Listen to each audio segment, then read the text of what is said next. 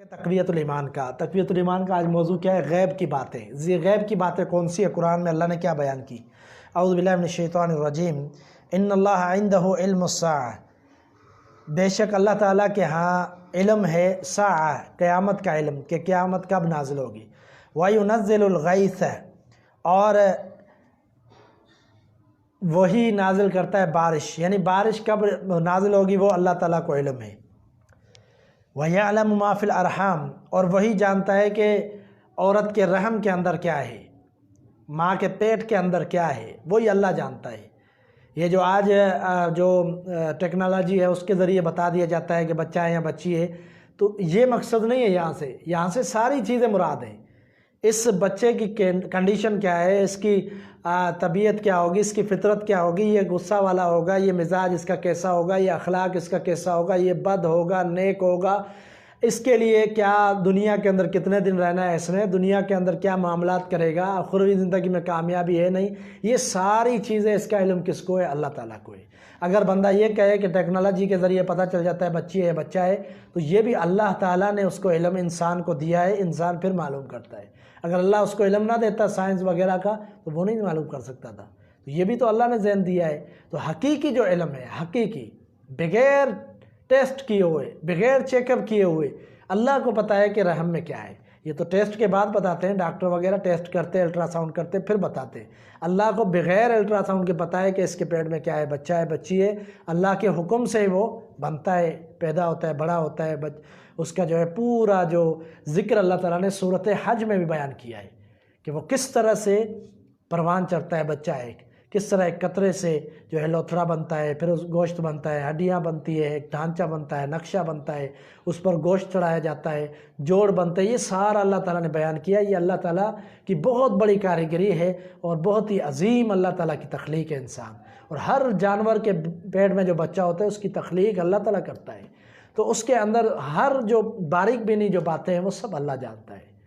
تو وہی جانتا ہے کہ ارحام کے اندر ماؤں کے پیٹ کے اندر کیا ہے۔ وما تدری نفس ماذا تکسب غدا، کہ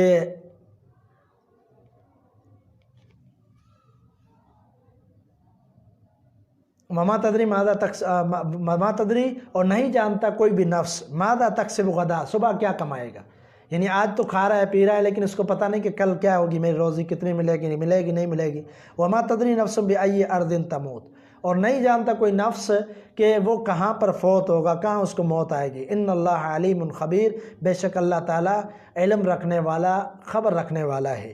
یہ سورۃ لقمان کی آیت نمبر 34 ہے، جس کے اندر اللہ تعالیٰ نے غیب کی باتیں بیان کی۔ کون سی غیب کی باتیں؟ قیامت کا علم اللہ کو ہے، اور بارش کا نازل ہونا اللہ کو علم ہے، ماں کے پیٹ میں کیا ہے اللہ ہی جانتا ہے، اور بندہ کل کیا کمائے گا اللہ ہی جانتا ہے، بندے کو موت کہاں آئے گی اللہ جانتا ہے۔ یہ 5 باتیں علم غیب میں سے یہ اللہ کے علاوہ کوئی نہیں جانتا، اور حقیقت ہے اللہ کے علاوہ کوئی نہیں جانتا، نہ نبی جانتا ہے، نہ ولی، نہ پیر، نہ بزرگ۔ یعنی غیب کی باتوں کی خبر اللہ ہی کو ہے، اس کے سوا کوئی غیب دان نہیں۔ چنانچہ قیامت کے دن خبر بھی جس کا آنا عوام میں مشہور ہے اور یقینی ہے، کسی کو نہیں معلوم کہ کب آئے گی۔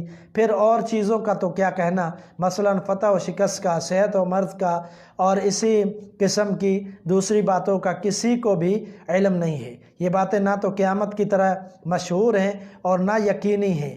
اسی طرح بارش کی کسی کو خبر نہیں کہ کب ہوگی، حالانکہ اس کا موسم بھی مقرر ہے، اور اکثر موسم میں بارش ہوتی بھی ہے۔